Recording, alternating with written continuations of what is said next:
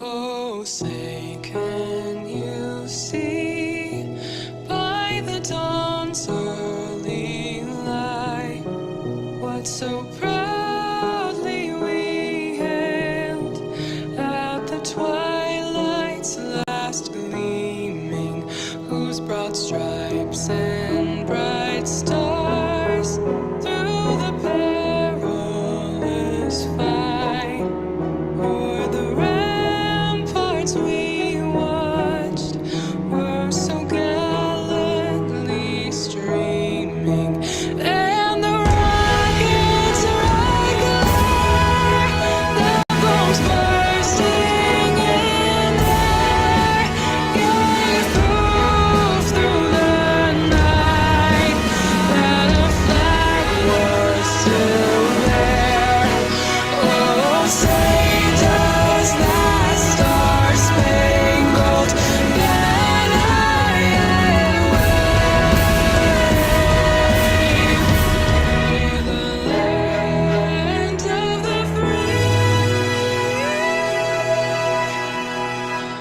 and the home of the brave.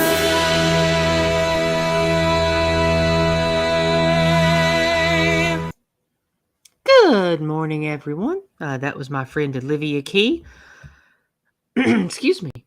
She sings great. I love all of her songs that she's created herself. But this morning, I wanted to play her Star Spangled Banner that she made for the last 4th of July, just because it's setting the tone for what we're going to talk about today. The young man that I'm bringing on today is known as American Populist. Of course, you can find him at the link below, and I'll be putting his link. I'm sorry, Ardent Party, who is here, will be putting his link in the chat. I see we have some usuals already. Good morning, Alabastard. Good to see you here, sister. We currently are not streaming to Odyssey. It was fussy this morning and wouldn't let me create a stream. So this stream will only be on Odyssey after the YouTube VOD completes, but it will be there. And of course, we're live streaming to DLive as usual. Speaking of where we're live streaming to, I am needing to shill my Rumble. Rumble apparently requires users to make a channel. So all of those, the last 2 years, I've been accumulating subs on Rumble. They do not help me have a channel there. Don't ask me why it works that way. That's just how it works. So I need everyone to subscribe to this Rumble channel so I can stream to Rumble. Thank you very much. Without any further ado, we are going to bring on my friend, the young, the dedicated American Populist. American Populist, thank you for being here with me this morning. How are you doing, my friend? I'm doing good. How are you doing? Is this fine? Early December 22nd, I 21st. am doing great. I love Christmas time. I love family. I love celebration. I like people coming together, whether it be to celebrate the birth of Christ, whether it be to celebrate just family and wholesome get-togethers. I love this time of year for all of the reasons.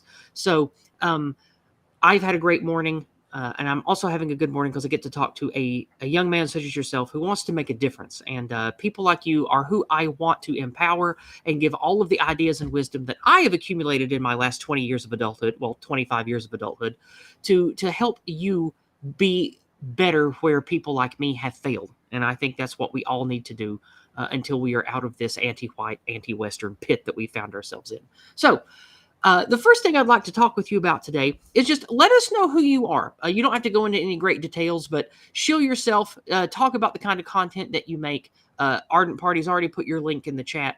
Let us know who you are and what kind of content and what kind of things that you're up to and what people can expect from you for the upcoming year. Then we'll get into some details about who you are and why you started doing this. Sure thing is. So, in case you guys don't know, on my channel, I tend to make videos about politics and philosophy. Also, having a lot of discussions with a lot of our fellow friends. Had some really good streams. I've also made a couple of edited videos talking about topics from economics, history, mostly focused on the U.S. at the current moment. I'm planning on for the new year having a bunch of excellent guests come on, improving the content a lot, getting a new microphone, as well as making more edited content. I have a couple of excellent scripts that I'm making. So I look forward to making those in the new year and really improving the content to a new level this year. I'm really excited to improve those ideas that I have in an edited format. What my channel is about at the moment. I used to make videos about electoral politics until like 2020 and 2022, and I really just fell out of that. And I really realized the futility of caring about the two-party political system in any meaningful way. As much as it was a fun time growing up into the 2016 Trump era, it wasn't going anywhere, and so I stopped making those videos, and that's when I kind of turned to making the content I do now. And that's kind of my content journey at the moment. If there's one thing that you have created on your channel that you're proudest of, what would it be? As of the moment, probably my video I made about neo-Gastonism. That's a topic I borrowed from our friend John Doyle. My friend told me to make that video. I think it's one of my funnest videos I made. Obviously want to make a lot more high quality stuff than that, but currently that's my funnest project I think I made on my channel, besides probably the interviews I've done with our fellow guests. Yeah, your interviews are good. And that's one of the reasons I wanted to do one with you on your channel. We're going to pop open and have a look at your channel here live. Let's get this open. There we go. Yeah, this is the American Populist channel.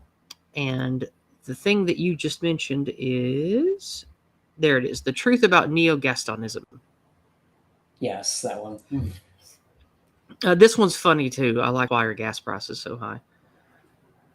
And let's try to get American Populist to 1,000 subs, guys. He needs 1,000 subs, and I know that there's going to be several hundred of you that watch this. So everybody go subscribe American Populist. Help him hit 1,000 subs. He needs it. Indeed, please do. A starving artist here, needs some support. Well, what kinds of content that you haven't made yet do you see yourself branching into, or that you already have lined up to make? Any new type of format, any new kind of video project that you've not done before that you're looking to get into? I'm looking to make in the new year a lot more of those edited longer format videos, diving deeper into topics. There's quite a lot I want to do about kind of like how we got into the situation, power politics, social topics in the U.S. I have one I want to make about the U.S. military. Those are more of the content I'm going to be making in the new year, as well as obviously getting more guests on for the live streams. I have a couple of special ones lined up. And that's currently what you're going to see in the future for my channel. Sounds good. Sounds good. So you've had a channel for what, a little less than a year now, I think? Yes, I think it's been a year, although the channel is, I think, 2 years older maybe, because originally it was a gaming channel, but all those videos are down because they were terrible. Okay. I've always wanted to have a video game channel, but I am so driven to try to fix this problem. I am not giving up on the kind of channel and the work that I'm doing now. And if I ever do make a gaming channel or do anything that's not about the stuff I've been doing the last few years, it will come after I feel like I've had success and have helped shift society towards what I want it to be. So I feel like I can sort of, take a step back and do content that's a little more fun and self-gratifying. So, but for now, this is what I feel led to do. So it's what we're doing. Let's shift gears a little bit and segue from that to tell us why you're doing what you're doing and why you shifted away from video game content. Why did you decide to become a voice about politics and folk and country and that kind of thing? Walk us through the beginning of that and where you are now as a young man in the vein of that kind of content and why you've made this choice. So I made the choice originally to stop doing the gaming thing because games went downhill pretty fast for me because the quality, kind of post Gamergate type things was the era I grew up in. So video game quality went down massively. Yeah. That was the beginning of my journey. The last decade or so has been pretty miserable for mainstream games. Yeah, they're all terrible. Microtransactions. Pretty much just a machine to buy skins now. Mm-hmm. So that's why I stopped making that. And the reason I decided to get into politics was actually because a friend of the channel called DC Perspective is really who got me into making videos. I've kind of been involved in her sphere for a lot longer than that. Since 2015, 2016 is when I really got involved during the first Trump term. Um, and he really inspired me to finally make content because before I wanted to, but I just didn't. I was content to watch kind of the old alt right on YouTube, and I kind of learned a lot from them. Honestly, I'm glad I didn't because I probably would have been cringe, FNAT back then, a lot less unoptical, shall we say, Yeah, person. I yeah, it's I talked about it recently. I forget on what stream exactly, but it might have been with you about how I realized between like 2014 and 2017, all this meme stuff and 4chan stuff, and doing the Facebook meme offensives and attacking people on Twitter, not attacking like physically, but like dogpiling with retweets and posting your spicy memes. It felt like I was doing something at the time, but I really wasn't, and none of that energy translated to real life, to personal life, being able to change people's ideas and minds around me. And I said, I need to do something different than just this groyping shit, than just, this, because you've spent time on poll for sure. You know what it's like. And none of that, name them Hitler cultist Nazi LARP stuff, none of that works for like engaging with regular people or building community. And if you try to do stuff with those people in person, you're I just kept running into liars and low IQ idiots and feds and people that were, probably under the employ of media companies. And it was just, none of that was going anywhere towards the goal that I had, which was the well being and the health of white people in America. And so that's when I shifted gears and started trying to find avenues that I could apply to real life and could apply to family and community around me. That's what led me to the white well-being people and the Go Free method that we talked about. Yeah, my journey kind of went. It was kind of a meme. There was that video a while back about the pipeline, the gamer pipeline. It was the Yeah, Sargon to what was it, Richard Spencer pipeline. something like that. I've always said It it's was a the. big meme video that New York Times or one of these journals made. Um, Oh, right. Yeah, no, I remember now. It I was, remember it was a big thing, like 2018 or whatever. I think But it it was was like, kind of was true it in my Joe Rogan to case. Richard Spencer, something like that? It was something like that. I think it was Steven Crowder, one of these normie cons, and then you go to Yeah, Richard Spencer or and someone then like yeah. that. But it kind of was true in my case. Although, like, I had some building blocks fundamentally that were there that for most people my generation didn't exist. They couldn't progress beyond the Mhm. normie con phase, and I kind of went beyond like the standard video game YouTube scene that was there for a while. And then I kind of fell into normie cons for a period, like the Ben Shapiro types, the Steven Crowder. Although I wasn't there for that long, because that was when the alt tube, this was post the Yeah. Trump election. I So was this kind would of have been when shocked you that were he still in won. high school, right? Yes, I was just getting back into high school at that time. Mm. Um, I started to get really interested in like politics. I was like, finally, we're gonna finally see some change.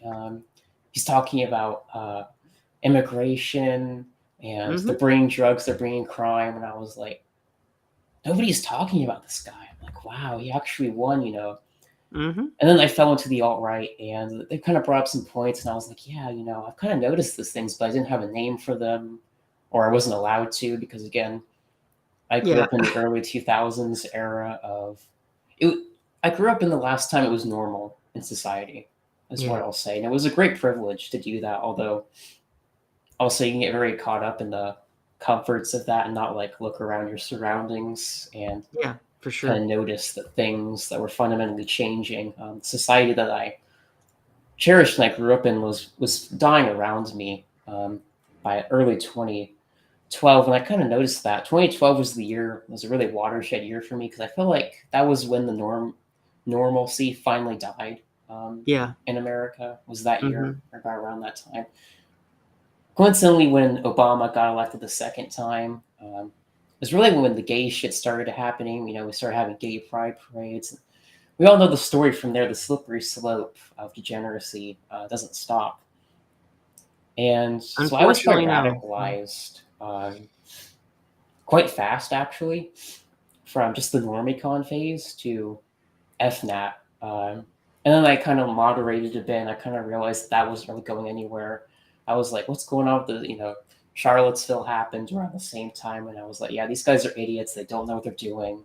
Yeah, They're making us have a bad name.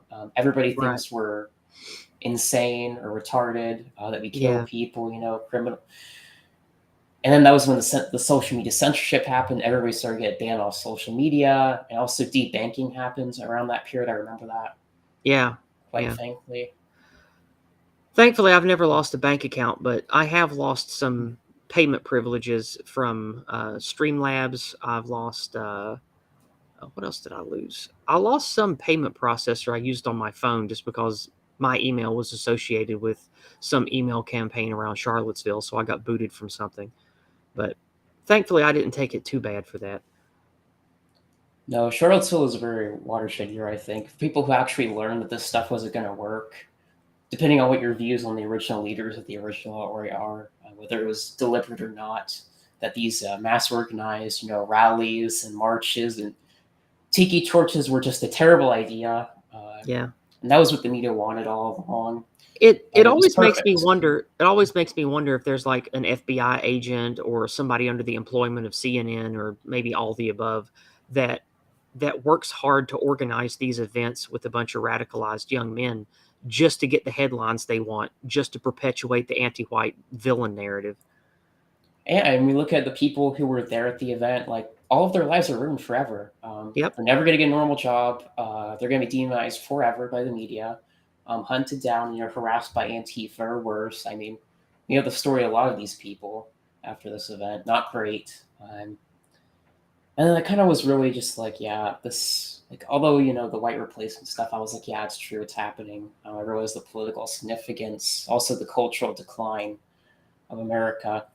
Yeah. But it just wasn't going anywhere. Like they weren't making any changes, and then Trump was kind of got disillusioned with Trump after 2018.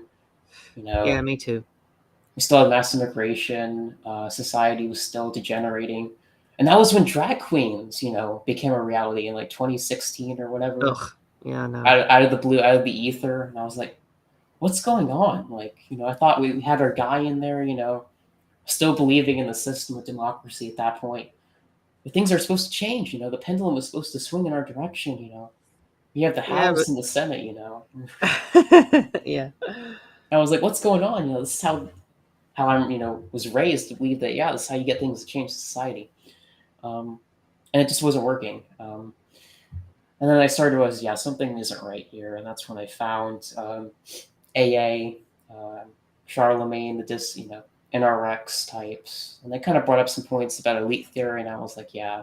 So I went from normicon conservative, as well, I'll call it, to far right, ethno nationalist, original alt right person in 2015, 2018 to, I guess, elitist kind of pilled about things and politics, kind of realizing that Yeah. the system fundamentally is rigged and that you're not going to win in their system ever.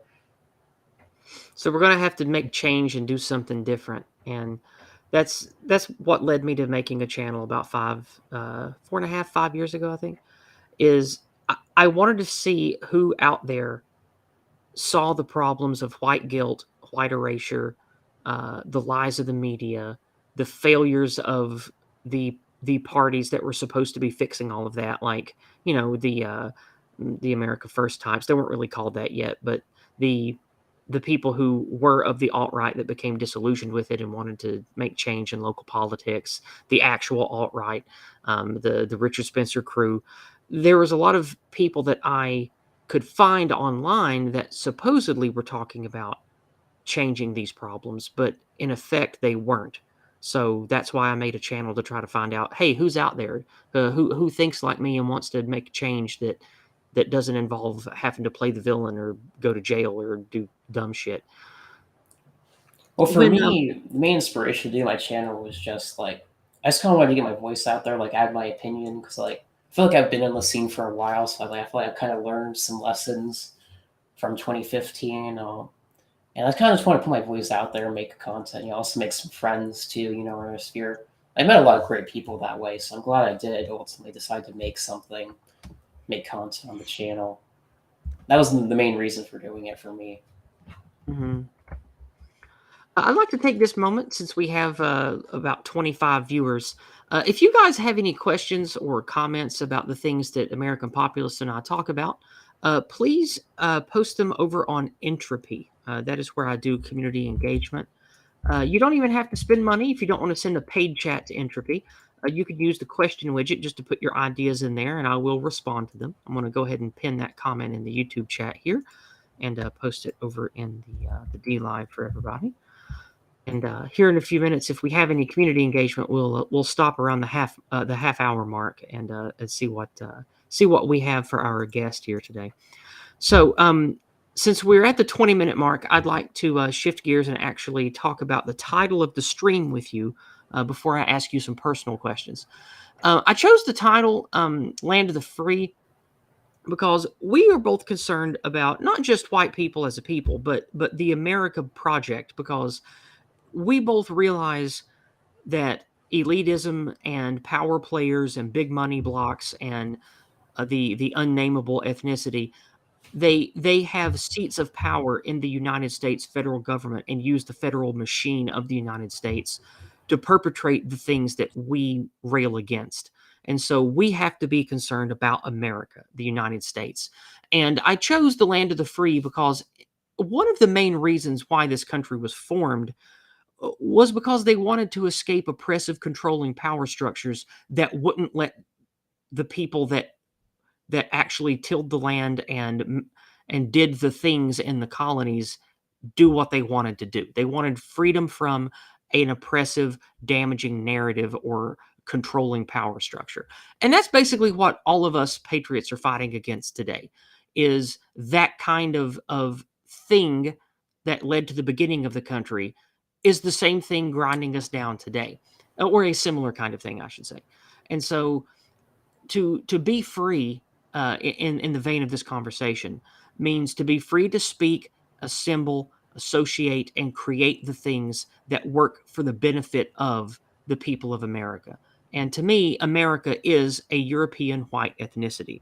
Now, that doesn't mean that we don't have good-minded, good-spirited people who are of mixed race or non-white heritage. They absolutely can be our patriots, our fellow patriots and countrymen. But I think that the United States needs to have a strong, noticeable ethnicity if we are going to be free and if we are going to have a future. And I think a big part of that is ending the anti-white, anti-male, cancerous Marxist hatred bullshit that's been injected into our civilization for the last 80 years.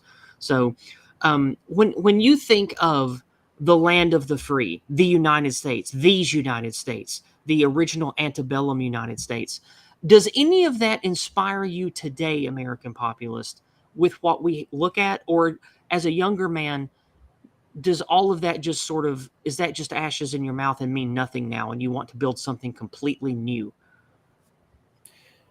Well, to me, the older eras of America were kind of inspirational to me. Just the way that what they achieved, very little, and the society and like class they achieved. I mean, like we used to build things like the White City in Chicago. I mean, these cities used to be beautiful. Like you couldn't build out with today's awful society with people. I mean, it required people who were dedicated to building things that were beautiful and like took time. People who cared about society, culture, their neighbors, and obviously there were problems with the earlier eras of America that let us stay where we are now. But Uh-huh. it was just a much better state where you actually had ethnos, culture, metaphysics, Christianity, the founding things that are America, were promoted by its leaders and by sane governance. And I think that should inspire us as a fundamental like founding narrative. But going forward, like coming to this truth that like the old America is going away. Like we have to build something new, I think, is kind of what we have to be focusing on. And that doesn't mean we abandoned the old symbols and old founding mythos and history of America, Hmm. but that we learned from the mistakes, I think, from the progressive era of the early Yes. 19th century. The Civil War, or civil Yep. rights, the origin of all of these things have their own. I would deeply appreciate it if you wouldn't call it the Civil War, because even the name is a lie. It wasn't a civil war; it was a secession war. I prefer the War for Southern Independence, or the War of Southern Secession. No, I'm sorry. I'm just using things like as a historical thing because I've studied history a Oh, lot. that's fine. I just Mm. a big part for me as a Southerner and a proud Confederate is I like at least the names of the events to not be a lie. The War of Northern Aggression. Okay, we'll use that one. The Sure. War of Northern Aggression. Kind of like the centralizing of power under Abraham Lincoln and these radical Republicans, like kind of the beginning of the modern regime in a sense, which laid the foundation for the civil rights regime.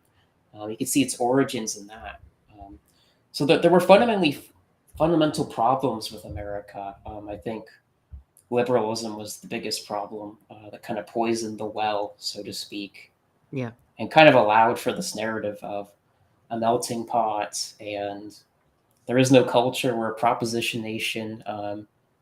We're all united under buying Amazon products and drinking Coca Cola, the gay pride flag, modern America, which is essentially a joke.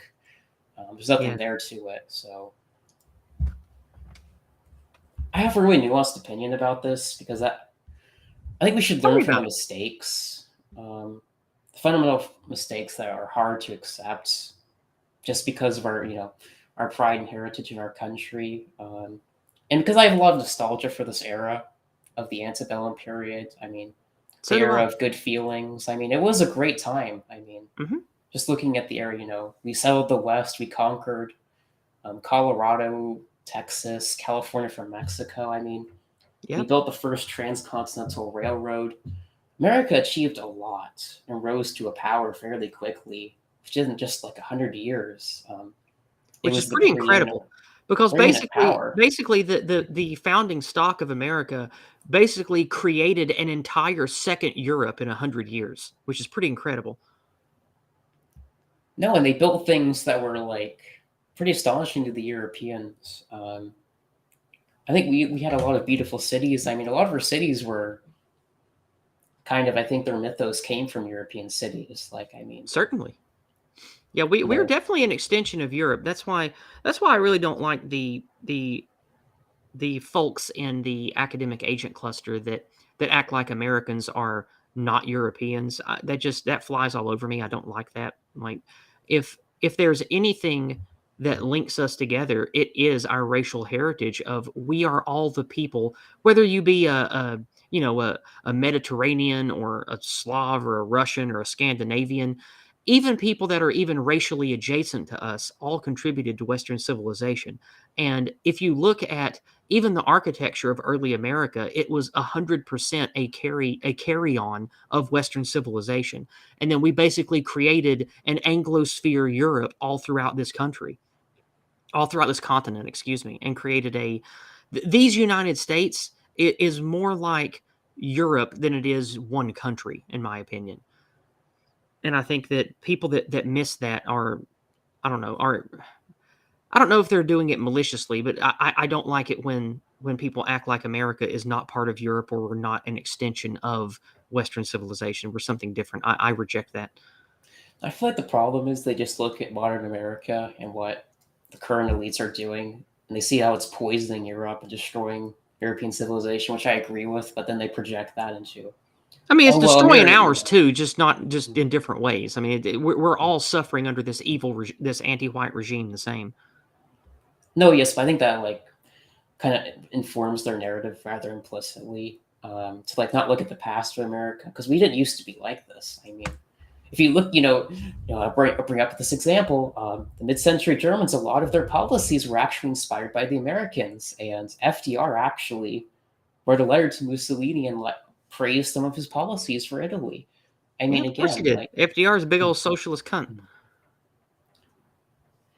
you know, we took a lot of our inspirations and founding mythos from Europe, especially in our cities, in our cultural centers. We're inspired by Europeans, and I think that we should appreciate that a lot more. But we're also unique from Europeans. Mm-hmm. We're a lot more free, not as hierarchical as Europe is. We're a lot more free and independent spirited, which I like about America.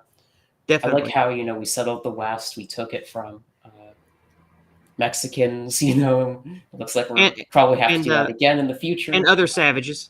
Yeah, also native savages. And we built this country from nothing. I mean, let's not forget that these people were killing each other, destroying things. They weren't civilized people. It was swampland. I mean, I'll bring up my home state of Florida, for example. For hundreds of years, Florida was just a swamp land. It was irrelevant. And just in the space of like 30 or 40 years, it became a modern city in the 50s, modern railroads. I mean, interesting architecture. Not that that didn't exist before when it was governed by the Spanish and southernized by Georgians and South Carolinians, but it just shows that American ingenuity and the spirit that just doesn't exist in Europe anymore after World War One. It isn't there anymore. I think the fundamental founding spirit that motivated the European civilizations died after World War One, which is a tragedy. Yeah. I think it still does exist in America to an extent, although to a lesser extent. But I think that's the fundamental advantage that America has, is that we still have this spirit, the civilizational spirit that still does exist in this country. I don't want to give up on that. I think we can learn a lot and build something from that.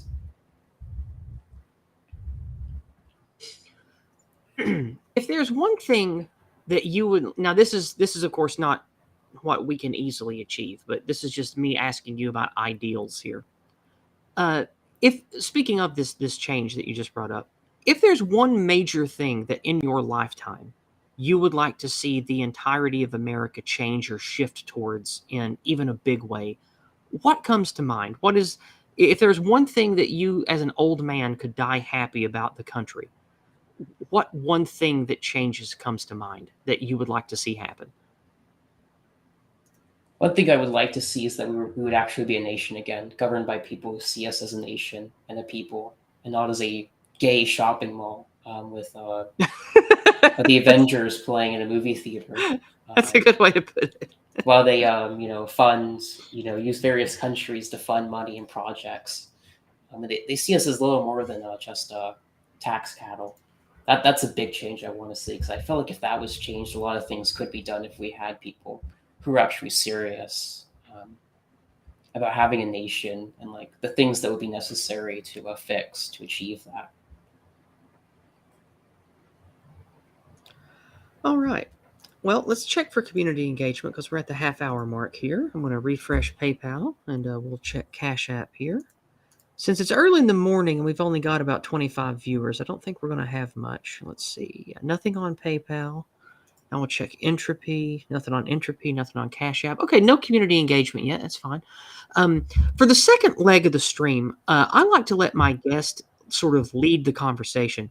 For the next half hour, tell me or ask me things directly related to why it is or what you want to build in regards to what we can do in America in the short term. I know you and I both have a lot of ideas about that, and I'd like to just hear you speak on some.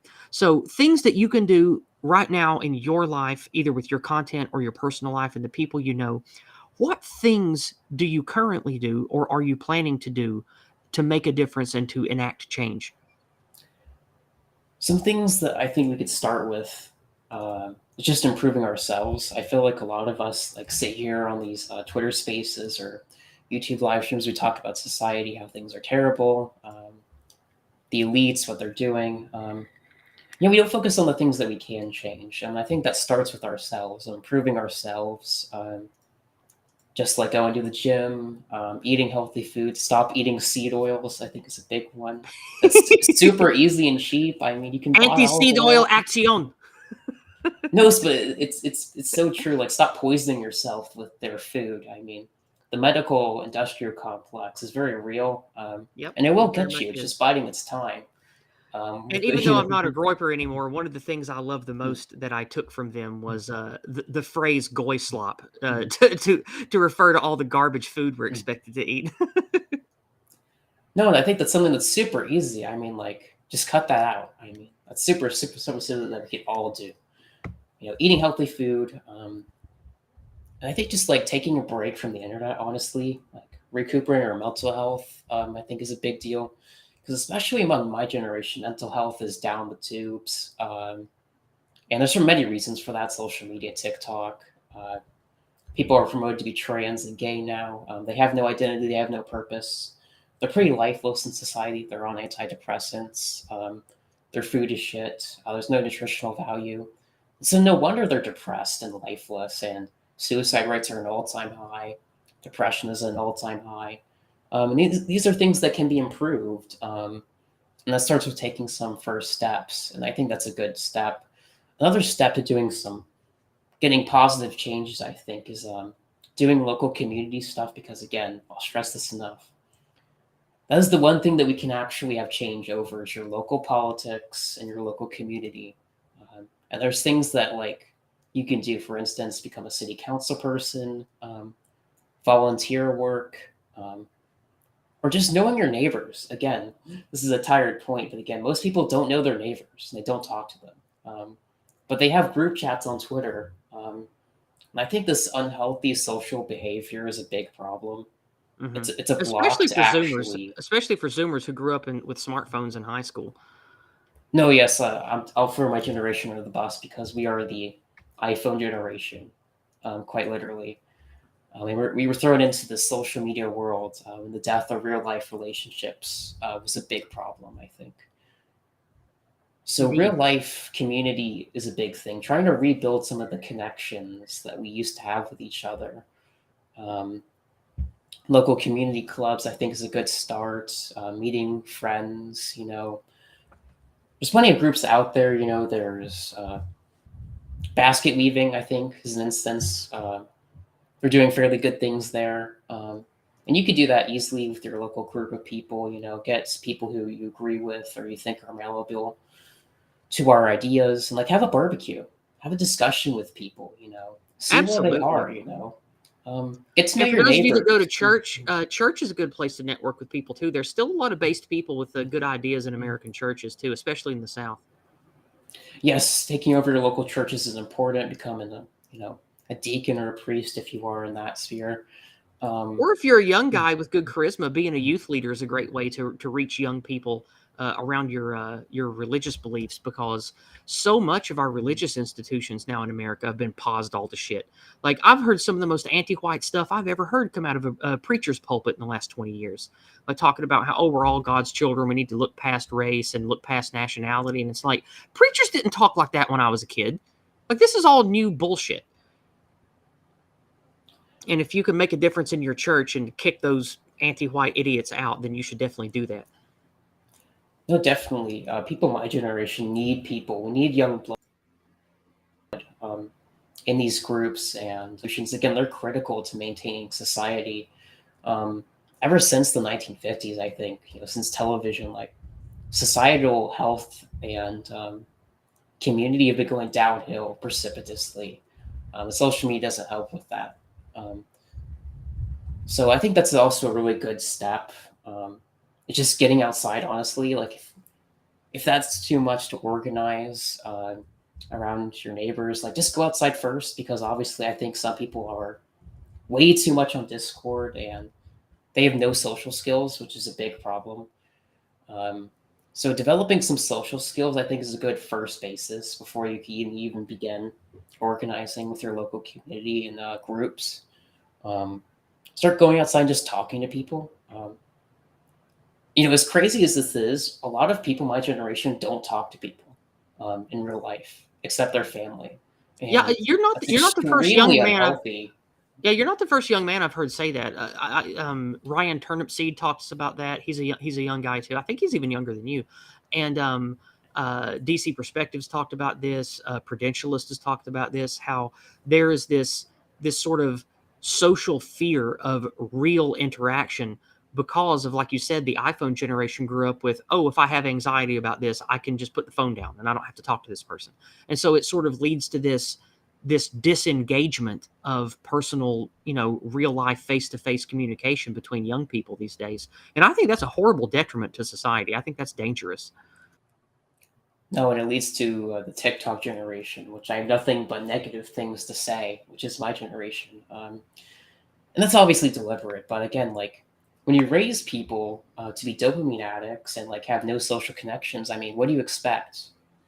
I mean, you expect TikTok, honestly, and I would be surprised if any other result didn't happen. If you have our current social and political circumstances just enforced by society at the moment. And so trying to undo the damage, I think is something that has to be done for anything positive in real life to be achieved. Because again, we're never going to achieve anything if we're just having group chats, we're just having live streams. As much as that's fun, like it doesn't achieve anything like in real life. Like again, we have to do things in real life, and I think that's a big focus that has to be going forward. Is Absolutely. focusing on the real life. I'm not saying that we can't have fun conversations online. The online is a part of our aspect now in lives, but it shouldn't be just everything. It shouldn't be our entire lives. And I think that for many young people, their online identity is all consuming. That's all they care about. And so that they let their physical health and like social skills go by the wayside. And we wonder why people can't have relationships, they can't form families, they can't have friends. I mean, I think it's like 67% of Gen Z doesn't even have one friend. Wow, that's an interesting poll, or an You know, interesting data point, rather. and Um, I think it's a lot worse than that, to be honest. But well, we talked about generalities. Let's talk about some specifics. I'm going to ask you a personal question here. Feel free to not answer um, or change the subject if you want. But when it comes to making friends, talking to people face to face, getting people to sort of, I don't like to use the term wake up, but helping people move towards a healthier way of life or a healthier understanding of news and what's going on around them. Um, do you have an example of a personal success that you've had with people in your life that you'd like to share? I think one personal success and like stop being atomized and digitalized is I recently have been going on basket weavings with a couple of friends in the Discord. With Hunger and a couple of other friends, we had a meetup with Paul in Gettysburg, and that was very fun. We met out, we had conversations, we networked. I That's think excellent. I like I think Paul a that's a lot. big step. For me, because like putting we could say a bunch of these good statements and things that you should do, but putting them into action is what matters. Because again, the men who built into America into what it once was, the greatest country on earth, which don't buy into the propaganda of believing that this is how we're all it always was. It wasn't. We used to be amazing, great, Yes. the Yeah. envy of the world, so to speak. Yeah. Um, Be the American that people around the world used to worship and think we are. That's the kind of Americans we should all aspire to be. and the men who built that were strong men who like led their local communities. I mean, again, a lot of these people, like my grandfather was one of these people. He wasn't. He did local things in the local government, organized. He was part of these local groups, Moose Lodge, helping to stop some of these like they wanted to build a bike path in the middle of our street, which is like 100 years old. It was designed for carriages, and we helped stop that. Oh, that's And great. That's a good success. Good job. Good job. it's people like that we're lacking. All those people. As much as it is cringe to say the boomers, but they're dying out. And a lot of these people serve that role in our society. Hmm. And the young people are not being raised to do that. They're not being raised like how to do these things. They're being raised to be dopamine addicts to TikTok. Yep.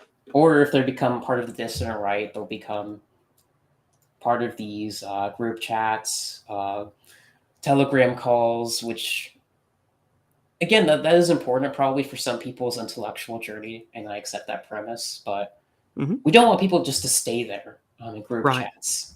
Yeah. We need people to actually do things in order for things to change in a positive direction. Um, and I think just encouraging people to like exercise, doing things in real life is critical to that. And I think that was a success story to me. Also, I'm working out more. Stop watching pornography. I think it's a big one, especially for young men. Being Yeah. addicted to the modern screens, because a lot of people are I addicted to talked the with Red Hawk about screens. that earlier this year, about how pornography is this all-consuming drug that young men get hooked into early in life, and it does damage them. It creates this sort of hypersexualized, but at the same time fake non-sexual thing that they become hooked to and anchored to, and it really damages young men's ability to not just have healthy real interaction with females, but it also sort of takes away from their ability to improve themselves, because they end up having their mind sort of hardwired around a porn schedule.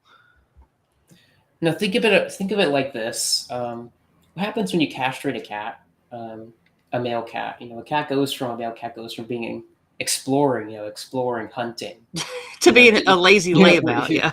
and it becomes like a lazy, like, one of these like feminist like fur pets essentially. Yeah. And that's what happens to men. Like, we're not very different from that, and you're essentially self-castrating yourself by constantly releasing Yeah.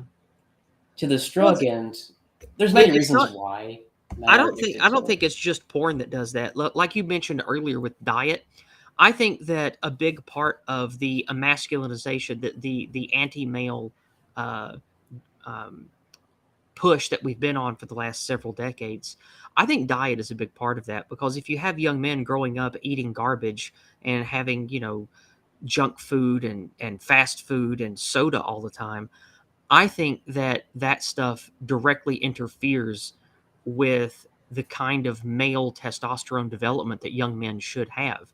I think that, I don't know if it's all been done on purpose or not to make men weak, but the end result is certainly a lot of men grow up not becoming men. They just stay male. There's a difference between a male in biology and a man. Like, a man is something that used to have a lot of powerful real meaning to it, and now it's just a synonym for male in biology, which I don't think that's good. I think that's unhealthy.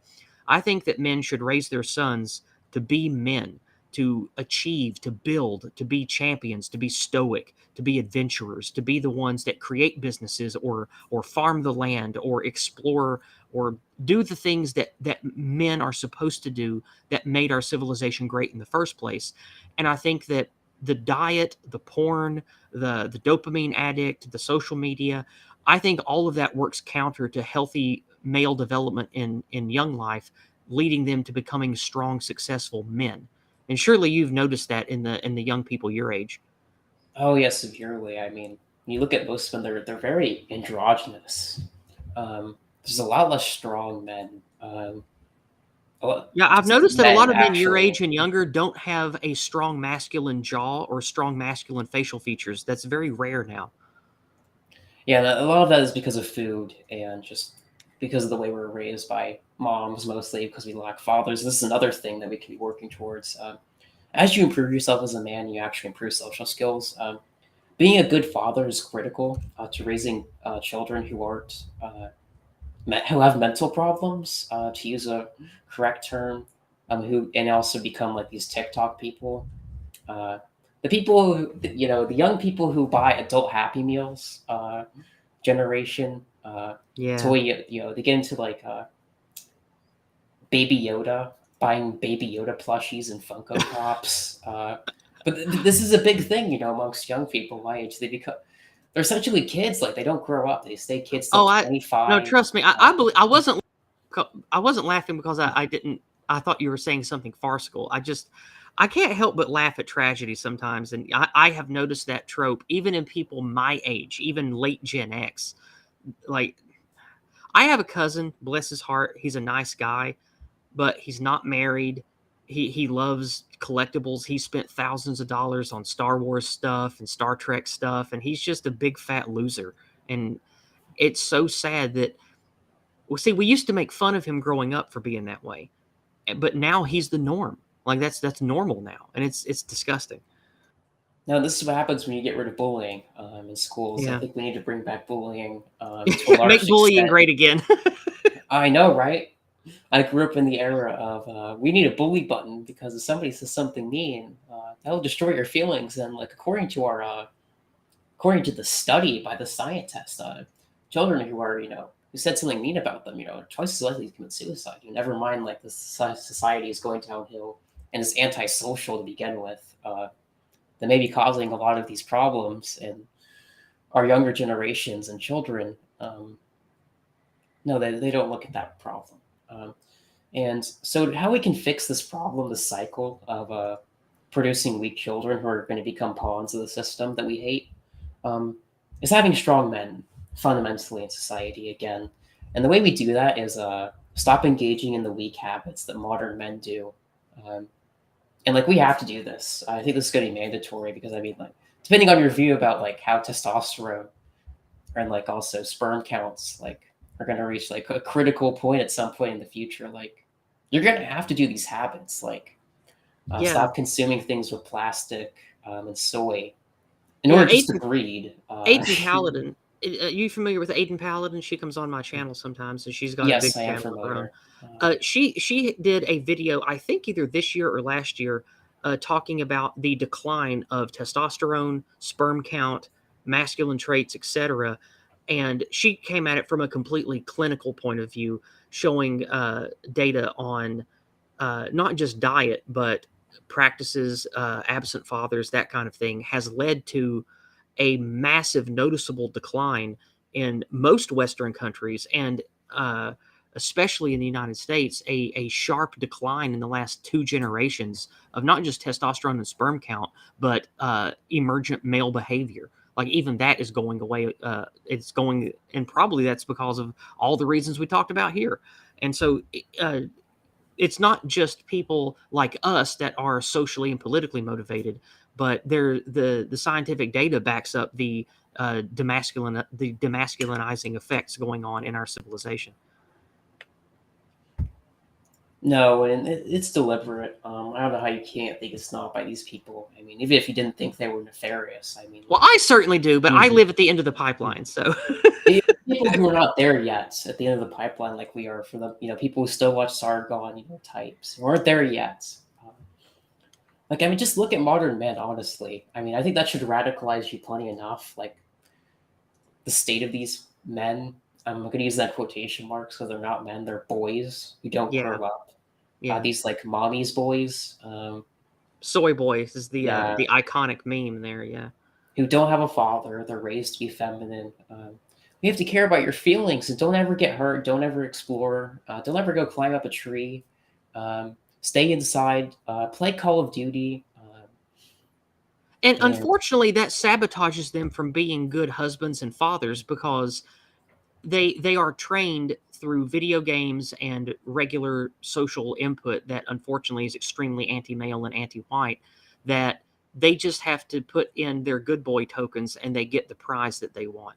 And that's unfortunately how they approach females, because so many of these new male uh, bugmen type men, they think that a relationship is equal. They think that they have to act like some version of woman to get a woman.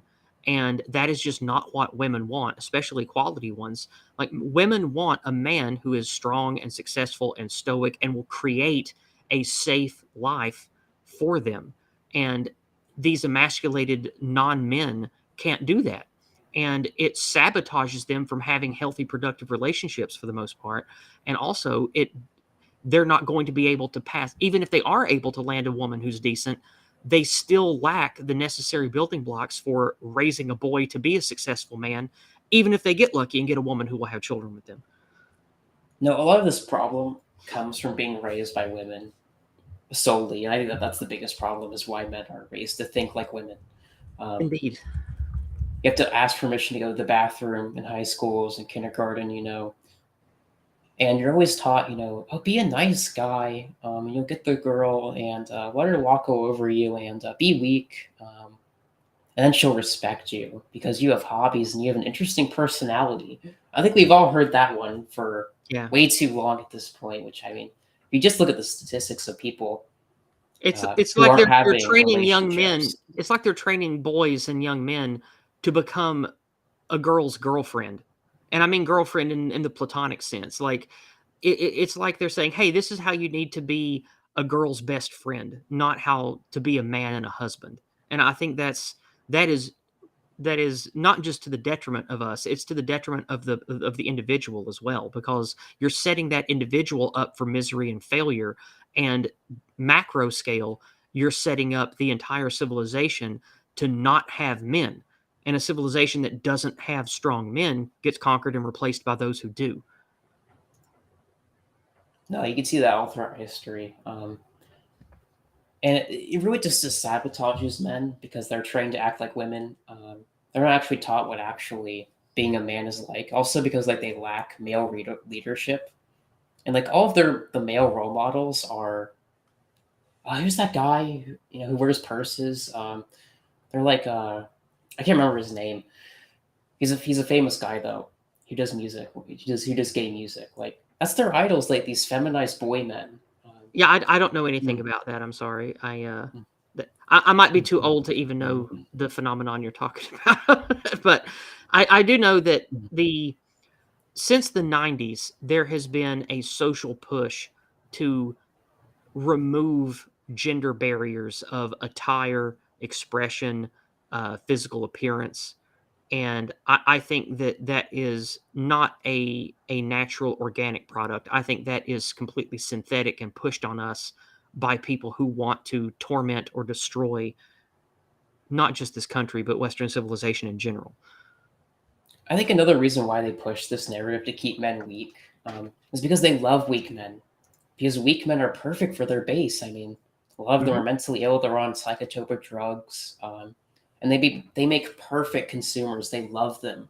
The Yep. corporations like Coca Cola and Walmart, they love these people because they won't have children. They won't produce anything society. So they'll have more money to spend and consume on things, more consume product, Yep. and Become also they'll excited for product, consume product, and then become excited for next product. and there's also the political element to it as well. Weak men are more likely to accept government because they need something to protect them because they're so weak and emasculated they can't actually protect themselves or family, and so they seek that out naturally. So they'll give it to the government and allow for more government tyranny and people, a police state essentially. And when you think about that way, it makes perfect sense why these men love voting for uh, the Uniparty, essentially keeping them in power, is because they want men to protect them. It'll just be Mexicans or Guatemalans who will do it, and it's just sad. But Or the way things are going, robots. yes, but their instincts to protect people are being used against them because they're so weak and sick and fat that they can't protect anything. They can't even protect themselves from their own destructive habits, and so they crave something to protect them, and they give it to leftist policies and government institutions. And I think that's why that all of our institutions are curtailed to producing these weak men is Yep. because of that. They love weak people. Weak people are easy to control and manipulate. Remember that. Well, we only have one question from chat. I bring this up because we've come to the hour mark. This is where I usually do our last community engagement segment, and then we let you talk about whatever it is you want, and we'll say our goodbyes and get out of here. The only question we have for you is a simple question: is how old are you? I think you're what, 21, I am 22? 20 years old. You're 20 right now. Okay, so you are 20 years old. You are peak Zoomer young man, and I hope that in another 20 years, you will be a successful father, community leader, etc. I wish you the best. We don't have any other questions for you in any of the chat sources. I'm going to go ahead and refresh PayPal and etc., but I haven't gotten any notifications, so I don't think there's going to be anything there. Let's see. Yeah, nothing on Cash App, nothing on PayPal, and nothing on Entropy still. So Now that we've come to the end of the stream, everybody who's still with us, all 26 people that are still with us, if you have not yet subscribed to him, please subscribe to American Populist. He's a smart, dedicated young man who I like a lot. He's going places. I want his voice and his channel to grow, and help him network around. If you know content creators, or even if they're not content creators, if you know of groups or online hangouts, or even better yet, in-person American hangouts that you would like to invite this young man to, please reach out to him. Put a comment on one of his videos, send him an email if he has a public email. Help him get connected, because we need to connect and unify our motivated young men in this country. So definitely do that.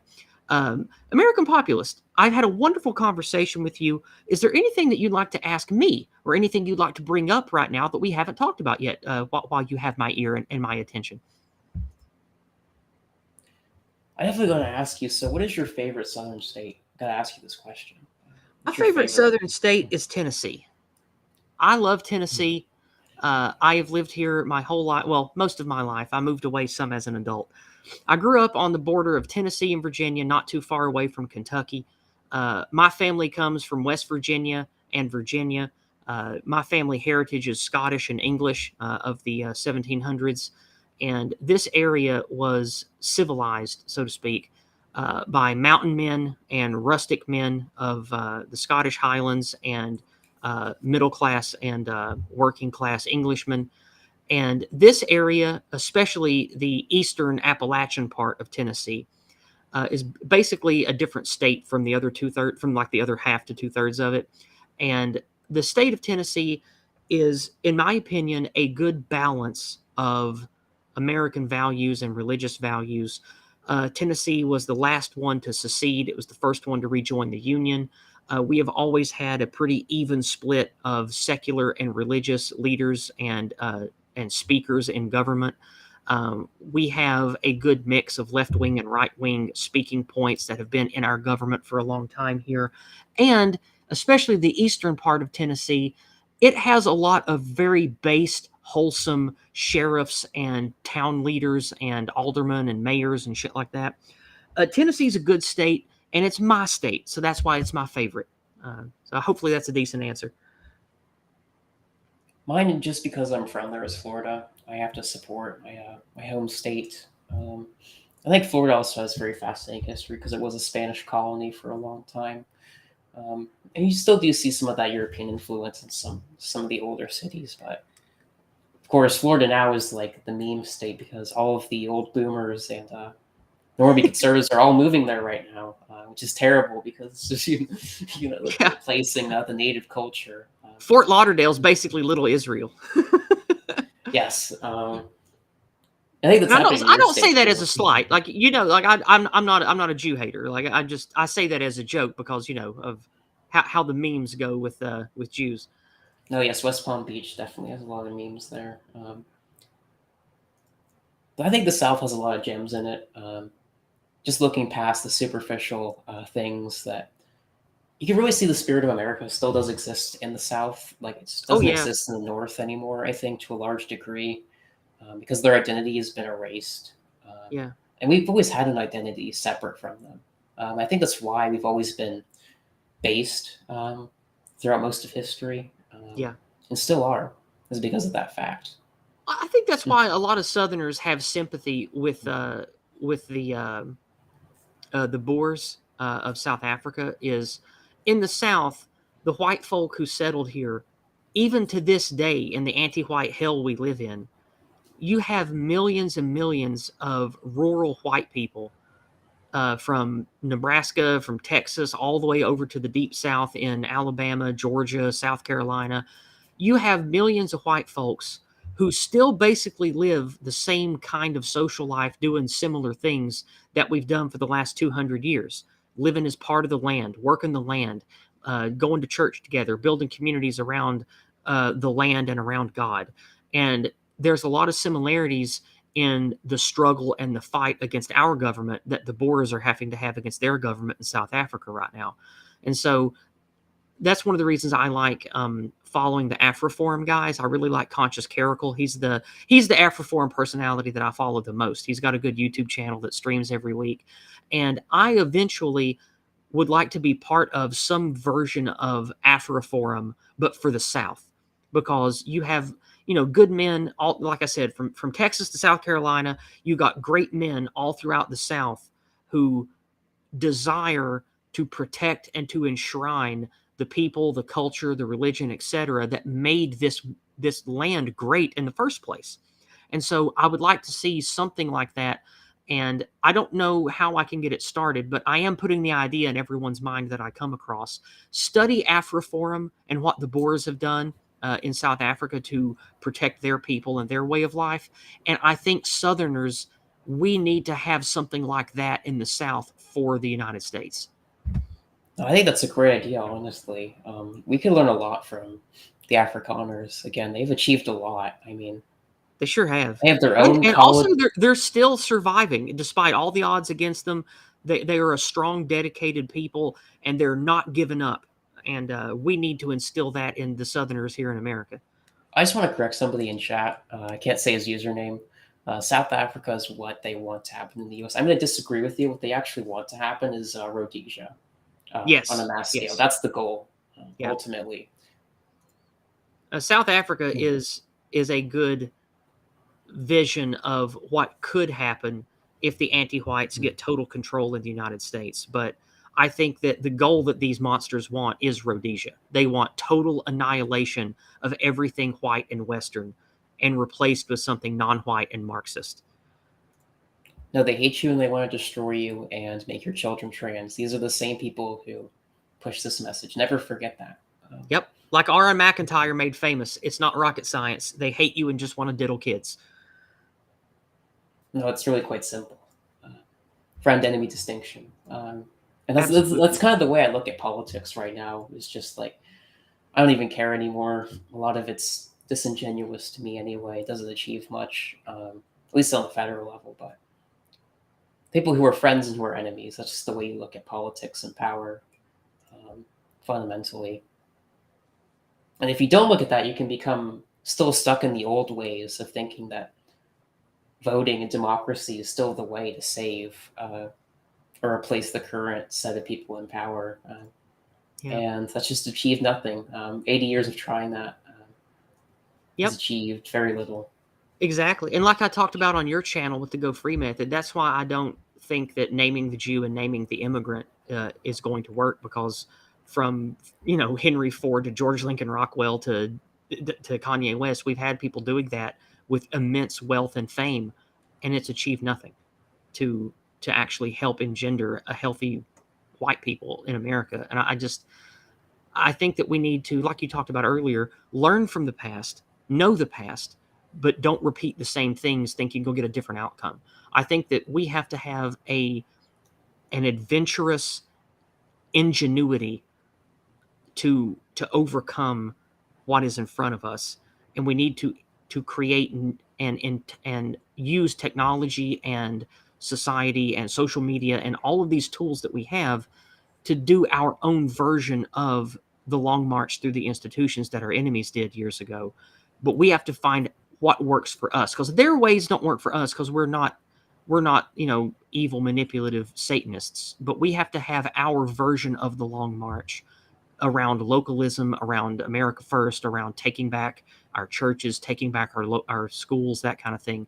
We have to do that in our way. And a big part of that is not repeating the failed tactics that get people's lives destroyed. And I think we both have come at that from different angles, but I think we agree on the general premise of that. No, and I think if you want a blueprint for how that could be achieved or some inspiration, please go look at Erst von Ziel's YouTube channel. He's such an inspiration. Also, what Afroforum has achieved is inspirational. Yeah, that's what I mentioned. That's Conscious Caracal. That's Ernest. Yeah, I don't speak Afrikaner, but again, the American Afrikaners need to learn a lot from South Africans.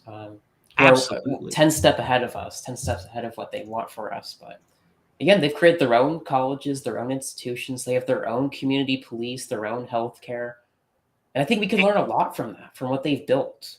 Despite being persecuted, suppressed, their culture, the law being forcibly against them.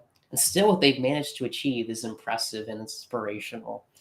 And that's why I remained white-pilled, is just because we have those types of people in our movement. I think that we're starting to learn the lessons from the past mistakes that aren't going to get us anywhere. And we're trying to, we have people who want to build something new from the ashes. And that's why I think we're ultimately going to succeed, is because we actually want to build something that can survive. A Absolutely. society people want to live in. Yes, and not only do our people want to build culture and build communities and businesses and things that others want to be a part of, but we also are the ones who make big families and have lots of kids. And so our enemy group, especially the shitlib midwit soy boy people and the cancerous feminists, the negative element of our race doesn't really breed or propagate other than poisoning the minds of our children. So I think that if we can stop the slow drip of cancer into our kids' minds, then just by numbers and birth rate alone, we will start to take power and take control back of our country. Yes, to actually build something, a future. Again, what the left has isn't going to ultimately build to anything but self-destruction. I mean, if you just look at the things they encourage, I mean, fat, being fat, indulge yourself. I mean, these are self-destructive habits that on a long enough timeline will lead to societal death. And we have society, at least a blueprint for how a society that actually cares about life and producing things that motivate and inflame a spirit of a society and culture could blossom from that, and we have that. I think that's a good positive note to end on. Thank you very much for being here today. I've shared your link in the chat, of course. I'll be sharing it again. Please subscribe to American Populist, and like I said, help him grow, help him network. American Populist, thank you for inviting me onto your channel to talk about the Go Free method. Thank you for being here today to talk to me about yourself and all the great, pro-white, pro-America stuff that we deeply care about. Is there any single message of inspiration that you'd like to leave for my listeners before we say our goodbyes? There's one last message I want to leave, and it's this: no regime remains in power forever. It took 80 years for the Soviet regime to collapse, and it might take us longer, but ultimately they will collapse from power. It's only a matter of time, whether you look at it that way. Nobody can remain in power. No single regime can remain in power forever. And ultimately, people who want to do something positive will end this madness at some point. Because again, America is the prize. America is too valuable to be given up into chaos and destruction, I think. Good words of wisdom from a young man. So thank you so much for being here again. I look forward to doing more with you in the future and helping you network. And I definitely would like to have you to come visit one of my in-person events that I have. Maybe next spring you can come to my picnic event, because you don't live too far away from me. It would only take you a couple hours to get here. No, yeah, definitely. Hopefully I'll have a car soon to fix that. My transportation issues there. But also, Merry Christmas. We have to celebrate the best time of the season. I'll leave that message as my final word. All right. Well, with that being said, I realized that I left out Where's Waldo over on D Live. Sorry I missed that earlier. I didn't pay attention to D Live chat today. Sorry, it's early and my mind's not working perfectly yet. Where's Waldo just wishes us a Merry Christmas and says that a 20-year-old who has figured out that he lives in a PSYOP era is a rare gem, and he posts a little strong arm muscle emoji for you over there. So that's a bit of positive community engagement for us. And Where's Waldo? I did share the link to find American Populist there for you. So. We've come to the end of the stream, everyone. Merry Christmas, glad Yule for those of you who aren't Christians and celebrate Yule and pagan stuff. You are welcome in my chat as long as you are not an anti-white cunt. So That being said, I hope you all have a wonderful holiday celebration with your families this week. And we will be back on my channel next Monday night for a Discordant Dragons celebration stream. It's a community stream. It'll be a little different from normal. I'm going to have on a dozen guests or so, and we're just going to celebrate a year of laughing at memes and sharing positivity together. Tomorrow, I'll be visiting another Christmas stream over on Red Hawk's channel. And this Saturday, will of course be on the Christmas White Wellbeing Go Free stream on Jason Kuna's channel, No White Guilt. So you can see me visiting a lot of streams in the next few days, and I will see you guys next Monday night here on my channel. Have a great week, everyone. Good night, or have a great day.